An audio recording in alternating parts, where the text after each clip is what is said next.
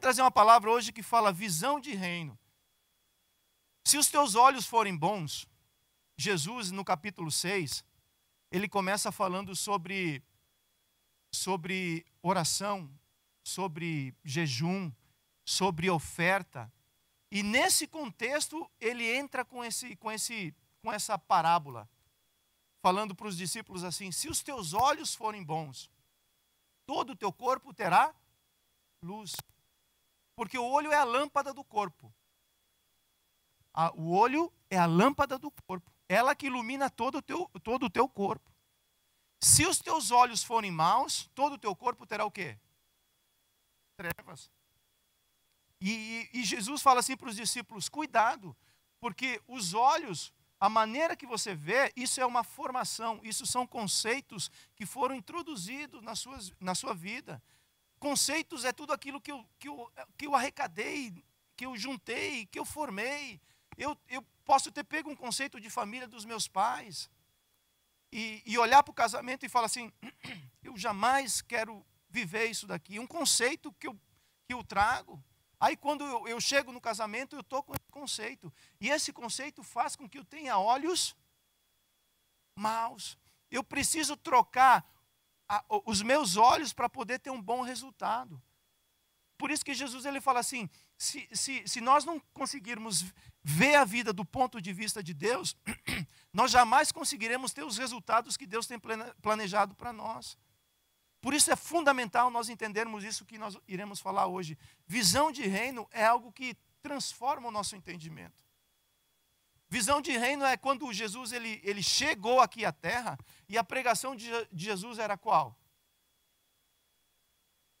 Arrependei-vos, porque o reino dos céus é chegado.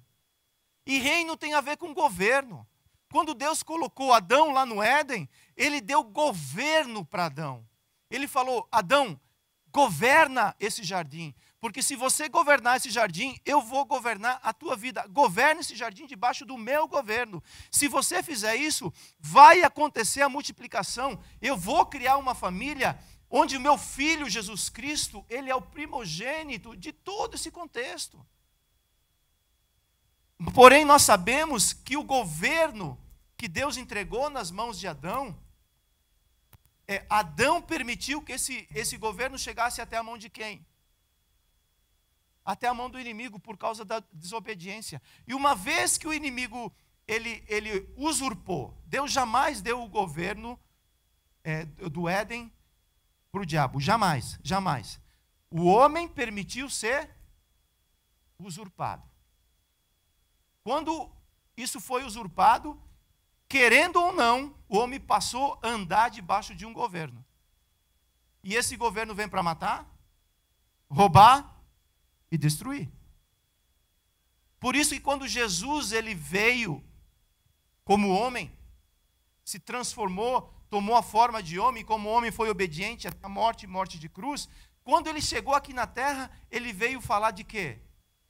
Ele era o rei que veio estabelecer novamente o governo de Deus sobre a terra. João Batista, que veio antes dele, qual que era a pregação de João Batista? Arrependei-vos, porque o reino de Deus está próximo. Então, essa palavra de reino é o que nós precisamos ter um entendimento que o evangelho do reino é governo de Deus sobre a minha vida. É governo de Deus sobre a minha casa. É governo de Deus sobre essa igreja. E como que nós podemos fazer isso? Trocando a nossa visão, o nosso entendimento. Porque o nosso entendimento é de governo humano. Quem governa a minha vida sou eu. Na minha vida ninguém dá palpite. No meu casamento, sou eu que tomo conta. Foi o que aconteceu com Adão lá no Éden. Adão e Eva. Eva tomou uma decisão que ela não podia ter tomado. E essa decisão trouxe independência. Existe uma diferença entre independência e autonomia. Nós temos autonomia nessa igreja. Nós temos autonomia no caminhar com o Senhor. Mas essa autonomia não pode me fazer ser uma pessoa independente, onde eu passo por cima dos princípios de Deus, porque eu acho que deve ser assim. O que são isso? Conceitos humanos. Eva permitiu que um conceito humano, terreno e caído entrasse no coração dela. Qual era? Dela se tornar semelhante? Ah, querido.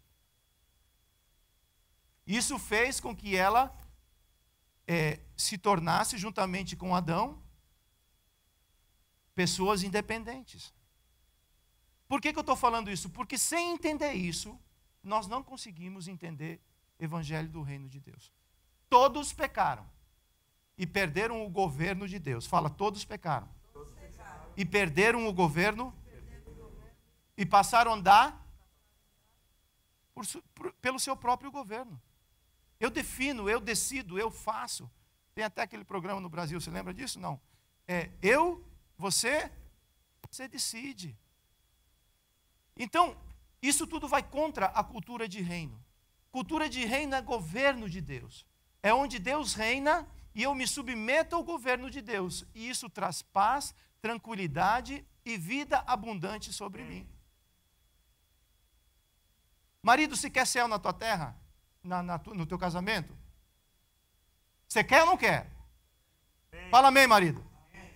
Sabe como o teu casamento vai se tornar um pedaço do céu na terra, como Jesus ensina em Mateus 6? Não. Quando você for orar, ore para que o governo de Deus, assim como é feito nos céus, seja feito aqui na terra.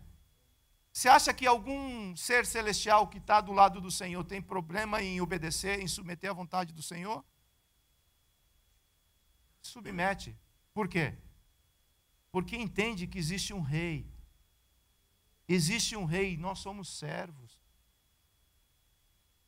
É isso que faz com que a nossa vida se torne um céu. Mesmo que tenha lutas, mas eu tenho paz sobre mim. Eu tenho paz na minha vida, eu tenho paz no meu casamento. O governo de Deus é que coloca em equilíbrio toda a nossa vida. Toda a nossa vida, toda a nossa vida, toda a nossa vida. O governo de Deus é que coloca em equilíbrio os nossos relacionamentos. O governo de Deus é que coloca em equilíbrio a igreja para ser luz e sal da terra. É a presença de Deus que faz toda a diferença. Porém, eu preciso trocar os meus olhos. Se os meus olhos forem bons, eu vou conseguir ver o reino de Deus. Se os meus olhos forem maus, humanos, com princípios humanos, eu jamais vou conseguir entender essas coisas. Isso se torna somente uma informação e pesado para ser cumprido. Mas quando eu entendo que existe um rei que quer governar minha vida, e que quando ele entra para governar minha vida, ele transforma meu ser, transforma a minha maneira de agir, ele traz paz em meio às adversidades, ele é o meu pastor, e porque ele é o meu pastor eu posso crer, eu posso confiar nele, ele me guarda, ele tem uma mesa preparada para mim diante dos meus inimigos, o meu cálice transborda nas adversidades, porque ele me apacenta, ele é o meu pastor, ele tem pastos verdejantes para mim, eu posso confiar nele, ele não falha comigo, eu cuido de ti. É isso que a Bíblia diz. Quando o governo de Deus vem sobre nós, nós começamos a entender essas coisas. A minha esposa está errada, não interessa, mas eu tenho o governo de Deus, e eu vou andar debaixo desse governo, e esse governo que está sobre minha vida vai chegar até a vida dela, e o nosso casamento vai passar por esse processo. E você aplica isso em qual área você queira. E agora eu quero trazer 3 exemplos. Quero falar sobre o povo de Israel, sobre Saul e sobre Davi, aplicando essa introdução que eu trouxe a vocês. O governo é quando Deus vem para reinar. E quando Ele vem para reinar, eu me esvazio de mim mesmo. É o que João Batista falou. Eu não sou digno de amarrar sandálias dos pés dele, porque Ele veio para governar a minha vida. Por isso que é necessário que eu diminua, que eu me esvazie dos meus conceitos, que eu me esvazie de mim mesmo para que Ele possa crescer em mim. Menos de mim e mais de Deus. Quanto menos de mim eu tiver e mais de Deus eu tiver, mais eu vou conseguir entender o reino de Deus. Porque o reino de Deus ele vai totalmente na contramão daquilo que nós escutamos e ouvimos.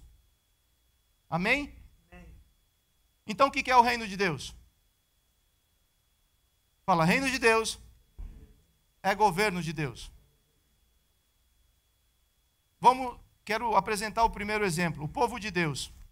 1 Samuel 8,7 fala assim: disse o Senhor a Samuel, atende a voz do povo, em tudo quanto te diz, pois não te rejeitou a ti, mas a mim, para eu não reinar sobre eles, segundo todas as obras que fez, desde o dia em que tirei do Egito até hoje, mas a mim me deixou, e aos outros deuses ouviu, assim também o fez a ti. Você vai ver Deus falando isso diretamente, constantemente com o povo de Israel. Isso parece que é algo que machuca o coração de Deus. Quando ele via a atitude do povo, ele falava assim, mas esse povo eu tirei do Egito. E falei para eles não andarem atrás de outros deuses. Eu quero que eles sejam minha possessão particular, o meu povo, a menina dos meus olhos. Eu quero ser o rei deles, eu quero ser o governo deles sobre a terra. Mas o povo não entendia assim. Agora, pois, atende a sua voz, porém adverte-o solenemente e explica-lhe qual será o direito do rei que houver de reinar sobre eles. Referiu Samuel todas as palavras do Senhor ao povo, que lhe pedia um rei, e disse, este será o direito do rei que houver de reinar sobre vós. Ele tomará os vossos filhos e os empregará nos serviços e seus carros e com seus cavaleiros, para que corram adiante deles. E os porá uns por capitães de 1000, capitães de 50, e outros para lavrarem os seus campos e ceifarem as suas colheitas ou messes. E outros para fabricarem suas armas de guerra e aparelhamento de seus carros. Tomará as vossas filhas para perfumistas, cozinheiras e padeiras. Tomará o melhor das vossas lavouras e das vossas vinhas e das vossas oliveiras, aqui está falando.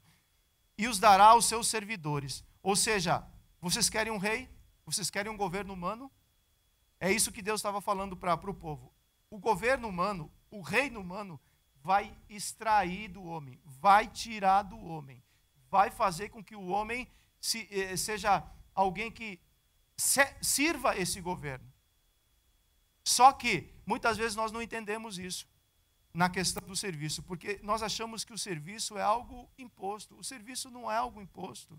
O serviço é uma gratidão que nós temos ao nosso Deus por aquilo que Ele fez. Lá no Egito, esse povo servia debaixo de opressão e debaixo de jugo. Deus fala assim, eu vou tirar a opressão e eu vou tirar o jugo. Agora vocês vão me servir como uma oferta voluntária a mim. Eu quero que vocês entendam que o serviço é uma gratidão por aquilo que Deus fez nas nossas vidas. E o povo de Israel não entendeu isso daí. Por que eles não entenderam? Olha só, a última parte, a partir do verso 18, fala assim. Então, naquele dia, clamareis por causa do vosso rei, que o verdes escolhido, mas o Senhor não os ouvirá aquele dia. Porém, o povo atendeu a voz de Samuel e disse, não, mas teremos um rei sobre nós. Verso 20, para que sejamos também como todas as outras nações. O nosso rei poderá governar-nos, sair adiante de nós e fazer as nossas... Eles queriam um rei para quê? Primeiramente, eles queriam ser semelhantes a quem? As outras nações. Você não é semelhante às outras nações. Você é diferente, você é um povo diferente. Jesus, ele fala assim, vós sois a raça eleita, o sacerdócio real, a nação santa, separada, propriedade exclusiva para anunciar as grandezas daquele que vos tirou das trevas para a sua maravilhosa luz. Esse sempre foi o desejo de Deus para conosco. Mas eles queriam um rei humano, um reino humano para dizer assim, eis aí um rei que vai à frente de nós para lutar as nossas guerras. E por causa disso, eles não conseguiram entender o governo, não conseguiram entender o que Deus sempre quis com eles. Israel sempre, por eles não entenderem o governo de Deus, eles sempre estavam debaixo de opressão de inimigos. Não tem jeito, ou nós estamos debaixo do governo de Deus, ou o inimigo ele chega e usurpa o governo da vida, a cobertura da vida. Por isso que é muito importante nós entendermos isso. Quando eu me submeto ao governo de Deus, sobre mim vem todos os benefícios que existe nesse governo, que existe nesse reino. E o povo de Israel queria os benefícios, porém não queria que o rei daquele governo reinasse sobre eles. Isso não funciona. Jesus, ele não é o nosso servo. Jesus, ele é o quê? Nosso Senhor e Salvador. Servos somos nós. Quero trazer outro exemplo. A visão limitada de Saul produz a busca de Deus por interesses próprios. Escreva aí, por favor. 1 Samuel 9,13. Extraviaram-se as jumentas de Quis, pai de Saul. Disse Quis a Saul, seu filho: toma agora contigo um dos moços, dispõe-te e vai procurar as jumentas. Verso 6. Porém ele disse: nessa cidade há um homem de Deus, e é muito estimado. Tudo quanto ele diz, sucede. Vamos-nos agora lá, mostrar-nos-á, porventura, o caminho que devemos. Quando eu não entendo o governo de Deus, eu começo a buscar a Deus para suprir as minhas necessidades. E governo de Deus não é isso. Eu não busco a Deus pelas minhas necessidades. Eu busco a Deus porque Ele é Deus. E todas as minhas necessidades vão ser supridas. A diferença parece mínima, parece pequena, mas é muito grande. Quando eu busco a Deus pelas minhas necessidades e quando eu busco a Deus por aquilo que Ele é. Quando eu busco a Deus, quando eu busco o Deus de milagres, quando eu busco a Deus por aquilo que Ele é, todas as minhas necessidades serão supridas. Aí você fala assim, mas por que está acontecendo isso? Todas as suas necessidades serão supridas. Importante isso, muito importante. Porque a nossa natureza nos faz buscar a Deus quando nós precisamos. A realidade é que nós necessitamos de um Salvador, necessitamos de um Redentor. E quando nós encontramos Ele, Ele fala assim: as outras coisas todas que você precisa, eu sei. Olha para os lírios dos campos. Olha para um pássaro. Pega um pássaro uma hora dessa e fica seguindo ele para onde ele vai. Em algum lugar da terra, Deus separou uma minhoca para ele comer. Ele fala: olha para essas coisas. Nem Salomão, em toda a sua glória, se vestiu como um lírio do campo. E fala assim: não cuidarei eu de vocês, povo de Israel? Você é filho de Deus. Nós, como pais, queremos dar boas coisas aos nossos filhos. Você já deixou teu filho passar fome em casa? Não deixa, por quê? Porque é filho. Porque é filho, porque é filho. E porque é filho, eu não busco meu pai por causa das minhas necessidades. Apesar que eles fazem muito isso, sabe? Eles buscam o papai por causa de quê?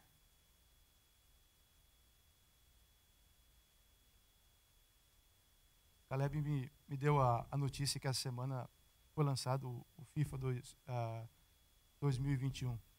Eu fiquei muito feliz com essa orientação. Right, filho? Uma vez que eu busco a Deus pelas minhas necessidades, sabe o que acontece? Eu acabo me tornando uma pessoa insensível. Saul se tornou uma pessoa insensível, porque ele começou a buscar Deus pelas necessidades dele e ele se tornou insensível. Olha o que acontece aqui em 1 Samuel 9,13. 43, desculpe. Disse então Saul a Jonatas: declara-me o que fizeste. E Jonatas lhe disse: tão somente provei um pouco do mel, que com a ponta da vara que tinha na mão, eis-me aqui, estou pronto para morrer. Então disse Saul: Deus me faça o que bem lhe aprouver. É certo que morrerás, Jonatas. Porém, o povo disse a Saul: morrerá Jonatas, que efetuou tamanha salvação em Israel? Tal não sucederá, tão certo como vive o Senhor, não lhe há de cair no chão um só fio de cabelo da sua cabeça, pois foi com Deus que fez isso hoje. Assim o povo salvou a Jonatã para que não morresse. Jonatã efetuou um grande livramento ao povo de Israel. E a insensibilidade de Saul, porque ele decretou algo que naquele dia de batalha ninguém poderia comer nada, e não informou o filho dele. Jonatã não sabia desse decreto de Saul. Quando Jonatã, no final do dia, morto de fome, tocou no mel, e isso trouxe alento para ele e recobrou as forças dele. Quando Saul soube que aconteceu isso com Jonatã, ao invés de se alegrar que o filho dele estava recobrado, o que ele faz? Ele quer aplicar a insensibilidade dele na vida de alguém, de um guerreiro que estava lutando as próprias batalhas de Israel. Olha como é muito importante nós entendermos isso. Porque, às vezes, você está lutando uma batalha que nos ajuda aqui no reino, dentro do reino. E nós precisamos ter o nosso coração conectado, porque aquilo que você faz, visão de reino é uma visão diferente. É onde aquilo que você faz contribui com aquilo que todo o reino precisa ser estabelecido. Então, a sua contribuição nisso é muito importante, muito importante, muito importante. Quando eu busco a Deus pelas minhas próprias necessidades, eu me torno uma pessoa insensível. Automaticamente, depois o que entra nesse negócio? Inveja. Eu não me alegro com a vitória do meu irmão. Eu não me alegro com a vitória de Jonatã. Jonatã efetuou um grande livramento para o povo de Israel. Ao invés de eu me alegrar com isso, eu fico perturbado com esse negócio. A gente traz um dos irmãos aqui para trazer uma palavra no domingo, ou numa dessas orações, ou numa das reuniões. A palavra que o irmão traz é melhor que a sua. E agora, como é que vai ser? Né? Eu me alegro com essa palavra que o irmão traz, que edificou a igreja, ou eu fico triste e falo assim, não dá para dar mais oportunidade para esse irmão, que esse irmão está crescendo. Isso não é reino. Isso não é reino. O reino é que todos cresçam. Amém. Que todos cresçam. Que todos cresçam e que vocês façam obras maiores do que as nossas. Jesus, que tinha os discípulos assim, meio barro, meio tijolo, sabe? Um negava, outro não tinha fé, outro pedia para descer um raio no céu para consumir todos, outro falava que ia e não ia. Aí Jesus, quando apresenta os filhinhos dele, this is my boys, ele fala assim, vocês vão fazer obras maiores do que as minhas. Eu fico olhando para os discípulos e eles devem pensar assim, Jesus não está falando coisa com coisa. Tomé fazer obras maiores do que Jesus? Pedro, João e Marciano. Jesus, ele não tem problema com que você cresça. Na realidade, ele fala assim, cresça, resplandeça, seja luz e seja sal dessa terra. Porque é assim que a igreja vai ser estabelecida. 1 Samuel 18:7 fala assim, as mulheres se alegravam. E tinha um coral lá em Jerusalém que falava assim, e cantavam, diziam, Saul feriu os seus milhares, porém Davi os seus 10 milhares. Então Saul se indignou muito, pois estas palavras lhe desagradaram em extremo, e disse, 10 milhares deram elas a Davi, e a mim somente milhares? Essa conta não está certa. Na verdade, que lhe falta senão o reino? Daquele dia em diante, Saul não via a Davi com bons olhos maus. O que produz? Trevas. Olha o que nós estamos tratando aqui nessa manhã. Quem que era Davi na vida de Saul? Nessa altura do campeonato, Davi já era rei, já tinha unção de rei sobre a vida dele. Agora a gente vai aplicar essa palavra na vida de Davi e encerrar ela para as nossas vidas. Sobre a vida de Davi já existia unção de rei. Mas Davi vai fazer o quê? Vai servir Saul, porque Saul já estava todo...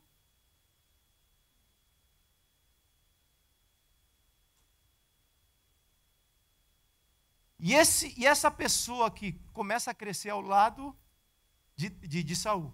Davi começa a crescer ao lado de Saul. E agora Saul se sente ameaçado pelo crescimento de quem? De Davi. Se você não tiver visão de reino nesse momento, você vai começar a perseguir essa pessoa e vai começar a olhar ela com olhos maus. Quem que ele acha que ele é? Sou o anjo dessa igreja. Cuidado para que...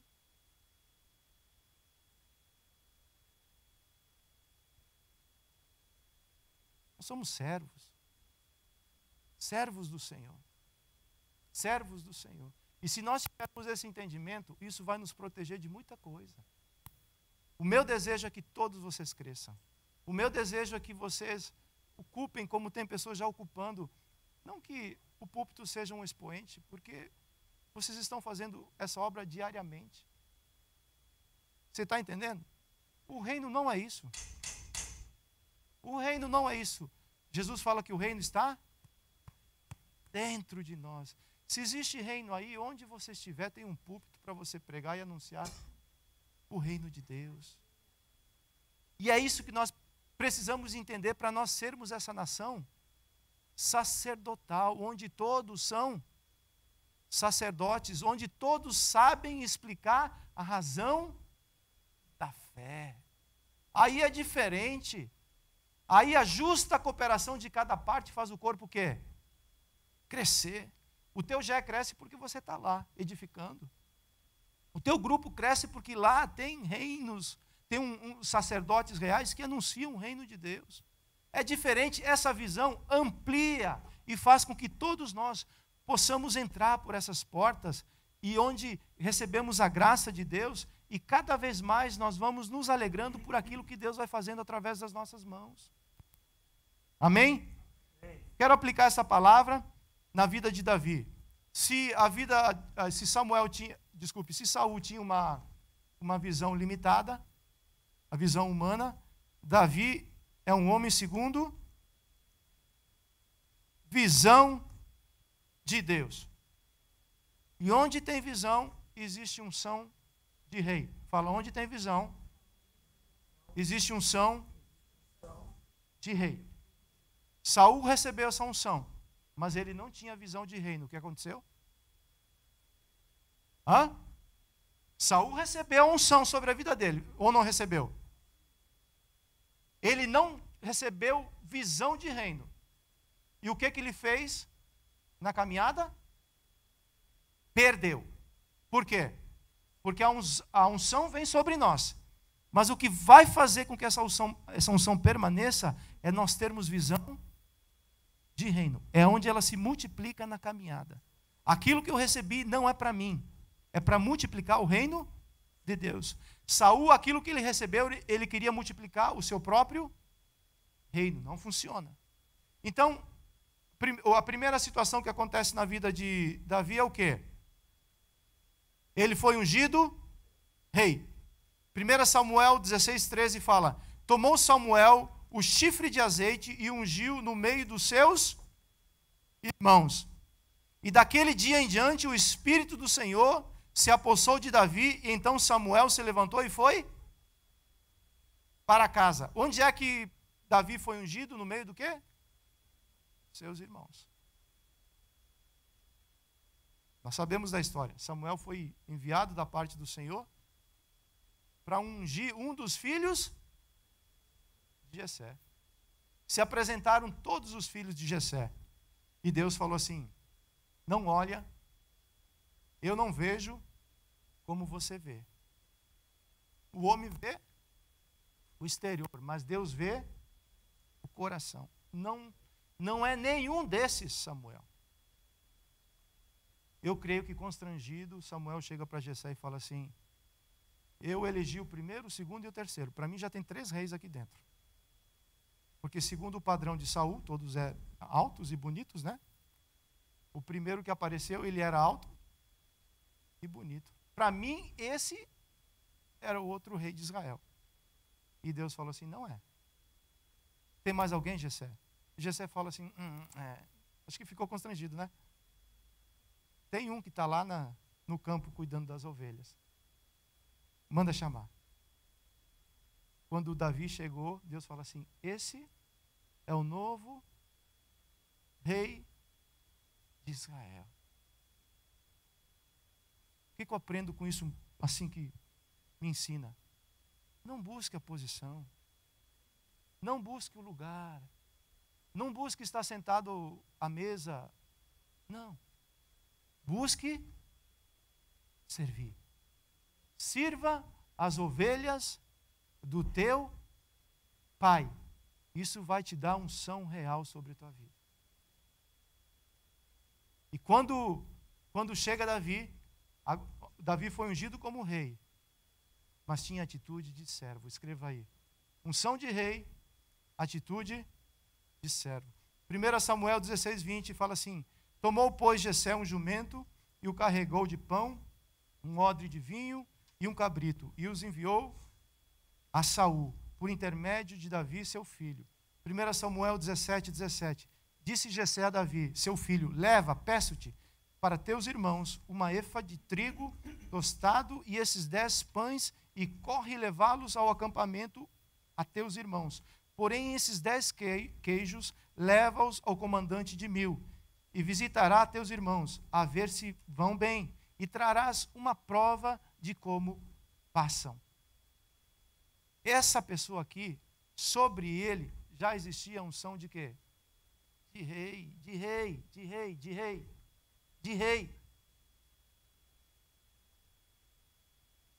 E Davi não escolhia serviço para fazer.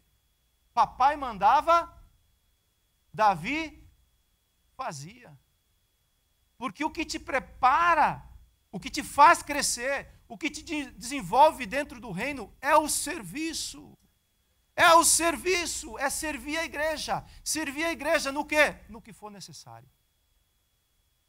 Leva pães, traz pães. Leva queijo, traz queijos. Cuida das ovelhas, cuida das ovelhas. Isso cada vez mais ia consolidando o coração de Davi. O serviço te prepara para aquilo que Deus tem preparado para a sua vida. Isso é algo que dentro do reino é um princípio fantástico.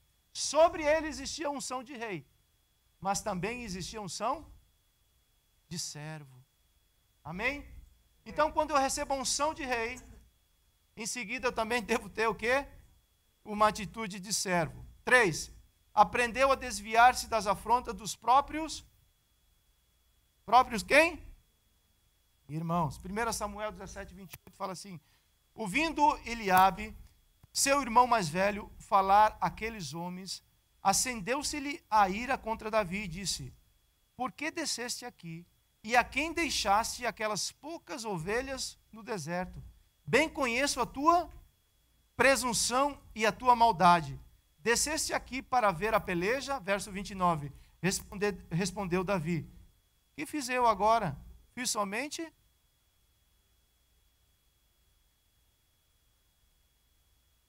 O que ele fez o quê? Somente uma pergunta. Os irmãos com a ira lá no topo, sabe? O rosto vermelho, o olho cheio de sangue. O que você está fazendo aqui, Davi? Com quem você deixou as ovelhas do papai? E não sei o que, não sei o que. Você é um presunçoso. Davi, você não era para estar aqui. E o que Davi fala? Gente, eu só fiz uma pergunta, por que tanta ira? O que eu fiz para vocês agirem assim, dessa maneira comigo? Rapaz, eu acho isso uma maturidade de um negócio que muito grande. Porque normalmente quando você é ofendido, normalmente quando eu sou ofendido, vou falar de mim, normalmente quando eu sou ofendido eu tenho uma reação. Eles estavam falando com quem? Com quem que eles estavam falando? O rei Davi. Rei Davi. Ele podia falar assim: ei, Eliabe, lá na casa do papai, quando Samuel esteve lá, você lembra? Você foi escolhido, Eliabe. Traz a memória aí, quem que foi escolhido para ser rei de Israel? Coloca no teu lugar, rapaz. Você está falando com o ungido do Senhor. Tem autoridade na igreja. Assim não funciona. Não funciona. É unção de rei, atitude de servo. Isso me faz com que eu desvie a afronta. A gente precisa de muita graça para dar uma palavra branda no meio de um fuzuê como esse. Porque se você responde à altura, se Davi respondesse à altura, ele perderia a autoridade para lutar as batalhas de Deus, que é o próximo ponto. Quando eu respondo, quando eu não aprendo a desprezar as afrontas, e eu fico no conflito do irmão, e eu fico trazendo para frente e para trás, e eu fico nesse fuzuê, e é o que o diabo quer, falou, não falou, disse, não disse, senta, levanta, reúne com um, e não sei o que, esse cansaço, esse enfado, e eu fico nesse lugar. Sabe quando eu vou me tornar um guerreiro? Sabe quando eu vou derrotar Golias? Quando eu não aprendo a desprezar as afrontas? Nunca. Porque aqui Davi estava passando para o seu último teste, antes de enfrentar Golias. E a nossa luta não é contra carne nem sangue. Mas os desavisados, muitas vezes, fazem o papel. Eliabe aqui jogou fogo para cima de Davi. E Davi falou: mano, o que eu fiz? Eu só fiz uma pergunta. Se você não quiser, eu nem falo também. Eu fico quietinho. Que atitude. Que atitude. De um rei. Do rei de Israel. Que Deus guarde isso no nosso coração e faça essa semente brotar e gerar muitos frutos. Quando Davi recebeu a unção de rei, porém a atitude era de servo, desprezava as afrontas, agora ele vai estar apto para lutar o quê?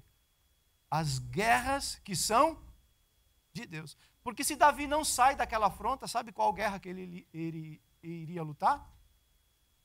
A dele mesmo. Ia ficar lutando com os irmãos dele, batendo boca com os irmãos dele, até Golias vir de novo e falar assim: ei, tem homem aí? Vamos ver o que acontece quando ele luta as guerras de Deus? 1 Samuel 17, 23 fala assim: estando Davi ainda a falar com eles, eis que vinha subindo do exército dos filisteus quem? O dualista, ou o gigante dos filisteus, cujo nome era Golias, o filisteu de Gate, e falou as mesmas coisas que antes falara, e Davi, sublinha aí, fala, embaixo desse Davi, agora quem estava escutando? Davi. Olha qual é a reação de Davi quando ele escuta a afronta. Agora é a mesma afronta, porém essa batalha era de quem?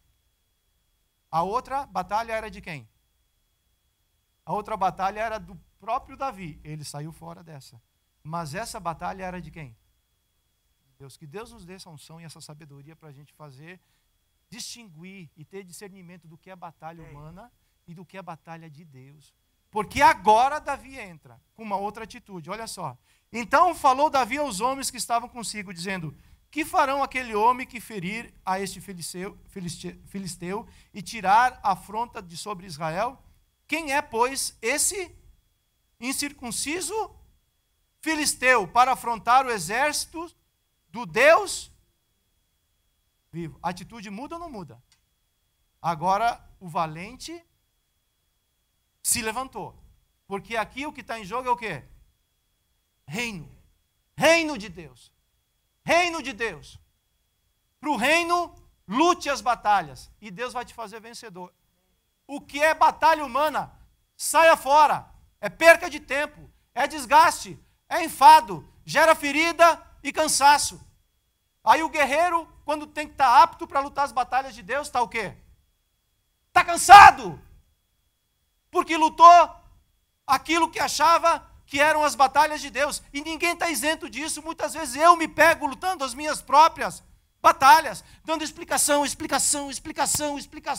até a hora do Espírito Santo falando assim: ei, acorda, Marciano. Isso vai sugar as tuas energias. Quando você precisa estar apto para as batalhas de Deus, você vai estar cansado. E quando o filisteu aparece grandão, sabe? O filisteu grandão, você fala assim: o que estão fazendo aqui? Todo mundo está correndo, faz 40 dias. Eu falei: eu vou voltar para a casa de Jessé, cuidar das ovelhas do meu pai, que eu só vim fazer Uber. Eu só vim entregar queijo e só vim entregar comida. Me dá o tip que eu estou vazando.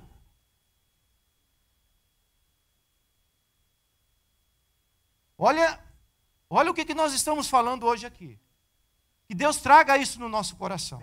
Que Deus consolide essa palavra no nosso coração. Porque eu muitas vezes me pego lutando minhas próprias batalhas, querendo estabelecer algo que é humano, é meu. E querendo fazer com que as pessoas entendam isso. Não vai entender. Quanto mais se fala, mais o coração fecha. Você está aqui? Amém. Fala amém. Está entendendo um pouquinho? Fala amém também. Amém. Uma vez que eu recebo a unção e tenho a atitude de servo, que eu me desvio das afrontas, que eu luto as batalhas de Deus, sabe o que acontece agora? Agora Davi está apto para ser colocado no lugar que Deus planejou para ele estar. Agora o reino é estabelecido. Por quê? Porque passou pelas etapas, passou pelo processo de preparação, passou pela moenda. E em todos esses momentos você só vai ver azeite sair. Quanto mais Davi era apertado, mais azeite saía dele. Até que Deus falou assim: agora pode colocar para reinar, porque eu vou reinar através dele. Ele entendeu que o reino é Deus governando através de você. Você tem um propósito na vida. Sabe qual é o propósito? É permitir que Deus governe através de você aonde você estiver. Se isso acontecer, o reino de Deus vai ser estabelecido. Olha o que acontece aqui. E o seu reino foi o quê? Qual reino? O reino de Deus através de Davi. 1 Coríntios 16, 31. O convite de Davi para a posse dele é essa, sabe? Alegrem-se os céus. A terra vibra, faça festa, porque em Israel chegou um rei para governar. E ele vai governar através da minha vida.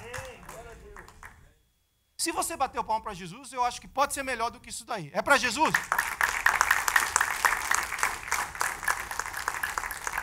Isso é entender o governo de Deus. Davi passou por lutas como você? Passou por lutas como você. Foi afrontado? Foi afrontado. Passou por todas essas situações. Mas ele tinha algo muito claro no coração dele. Eu recebi uma unção de Deus sobre minha vida. E essa unção, ela é minha herança. Eu vou carregar ela para o resto da minha vida. Eu não vou desperdiçar ela. Porque o que eu estou fazendo tem assim de nego querendo fazer. Até os anjos no céu estão falando assim: deixa eu fazer. Let me do it, God. Let me do it. Let me do it, God. Por quê? Porque essa unção é tua herança. A unção que Deus te deu, ela é tua herança.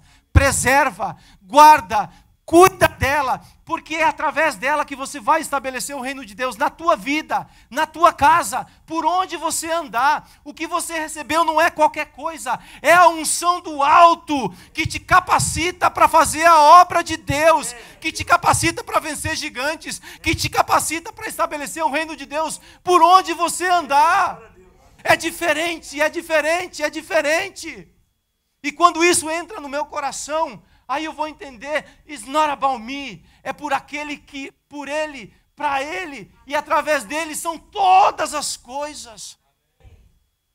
Quando eu passo por esse processo, há um reconhecimento da parte do Senhor. Quando Deus viu Jesus passando por todo aquele processo de vir como homem, descer,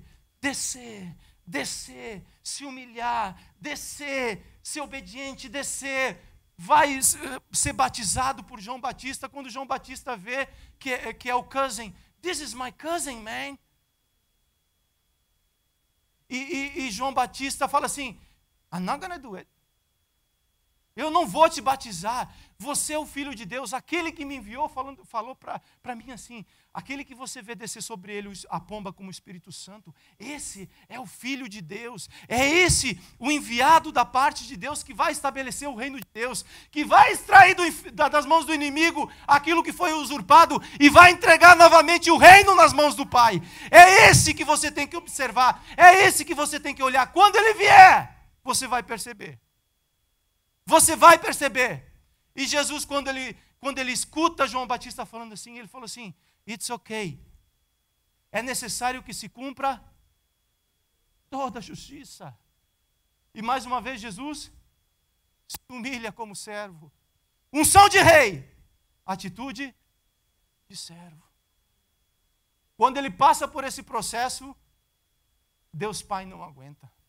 O céu se rasga e fala assim, this is my boy. This is my boy. Eu tenho prazer nele. Por quê? Porque ele é essa pessoa que estabelece o reino de Deus. Ele já morreu para si próprio. Ele não está querendo estabelecer a própria vontade dele. A igreja que nós estamos querendo estabelecer aqui não é minha, não é do pastor Márcio, não é da pastora Nilka, não é da pastora Lu. Ela é do reino de Deus. Tem um rei e ele tem que governar em mim, através de mim, e tem que governar a sua vida. Essa igreja, Jesus fala assim, as portas do inferno jamais vão prevalecer contra ela, porque é reino de Deus, é reino de Deus, é reino de Deus. É diferente.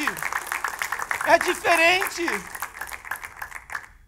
Foi reconhecido para sempre como aquele que viveu para estabelecer o quê? O verdadeiro reino. Não se conforme com um reino que é fake news.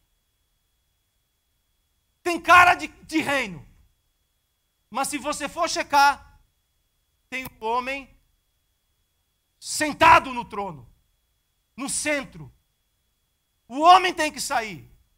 Se o homem não sair, o governo de Deus não entra. O homem tem que morrer para que você possa receber o reino de Deus. Isso é diferente.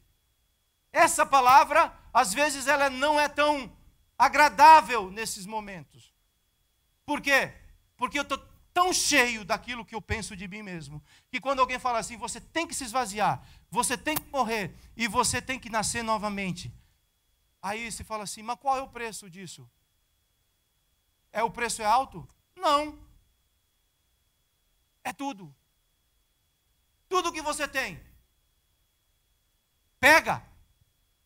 Vai lá naquele campo que você encontrou e enterrou e fala assim, eu vou comprar esse campo aqui. É esse campo que eu quero, porque esse campo vai transformar a minha vida. E encontrei uma pérola. O reino de Deus tem a ver com isso. Quando você encontra essa pérola, você vende tudo, você dá tudo, porque é isso que te satisfaz, é isso que te dá prazer, é isso que te move no meio da luta, no meio da adversidade. Às vezes você fala assim, Deus, estou tão cansado. Aí você escuta aquela voz falando assim, eu é que cuido da tua vida. Vem para cá, deixa eu te dar um abraço. Eu alivio, troco o teu fardo, troco o teu jugo, te amo, tenho um propósito para a tua vida e o reino avança, avança, avança para o propósito que Deus tem determinado. 2 Timóteo 2,8 fala assim, lembra-te de Jesus, ressuscitado dentre os mortos, descendente de quem? De Davi, segundo o apóstolo Paulo fala para o filho dele, num momento talvez difícil, ele fala assim, Timóteo, lembra do Jesus que eu falei? Lembra do Jesus que eu falei para você? Aquele que ressuscitou, aquele que pisou na cabeça da serpente, é ele, dele que eu estou falando. Ele é descendente de Davi. Segundo o o apóstolo Paulo era tão ousado que ele falou assim, agora o evangelho não é mais de Cristo, não, o evangelho é quem? Esse evangelho é eu. Essa visão que você está escutando há 16 anos, que você sabe que está ouvindo, ela precisa se tornar sua. Ela tem que descer aí. Ela tem que gerar dentro de você um desconforto. Você tem que falar assim, eu quero viver esse negócio. Minha casa vai ser uma igreja. Eu vou ser um pastor. Eu falo, dá para a esposa vir então para ela, fala assim, me chama de pastor em casa. Vai, me chama de pastor. Me chama de pastor. Porque o homem é bobo, ele acredita nessas coisas. Fala, me chama meu pastor. Fala, meu pastor. Depois que você falar isso, eu vou dar um versículo para você. Fala que eu sou teu pastor. Fala que eu sou teu pastor. Eu vou acreditar nesse negócio. Isso vai entrar em você, depois para de subornar e começa a andar direito. Mas isso tem que entrar no teu coração, isso tem que ser a tua vida. Fazer discípulo, ser discípulo. Eu não quero, eu quero. I don't care. Jesus falou assim, se você quiser ser meu discípulo, esse é o chamado para a tua vida. Você pode escolher, você tem o direito de escolher, de fazer ou não fazer. Mas o que Jesus orientou é isso que estabelece o reino de Deus. É isso que estabelece o reino de Deus. E eu não vou cansar de falar daquilo que Deus colocou no meu coração. Não vou, porque é isso que tem transformado minha vida dia a dia. Existe uma voz que fala assim, não dá certo. Mas existe uma outra que eu tenho escutado assim, já deu certo. Já deu certo. E na vida de Davi não foi diferente. Estou encerrando. Apocalipse 3:7. Ao anjo da igreja em Filadélfia escreve, essas coisas diz quem? O santo, o verdadeiro, aquele que tem a chave de Davi, que abre e ninguém fechará, que fecha e ninguém abrirá. Sabe onde é que essa chave foi parar? Essa chave de Davi, que abre portas e ninguém fecha, e que fecha e ninguém abre. Sabe onde essa chave veio parar? Nas tuas mãos, que é a igreja de Cristo. E ele fala assim, tudo aquilo que você abrir na terra, eu conecto no céu. Tudo aquilo que você desconectar na terra, eu desconecto no céu. Porque agora essa chave chegou até a igreja de Cristo. Esse é o evangelho do reino de Deus. No final de semana passado, nós tivemos 4 pessoas que entregaram a vida para Jesus.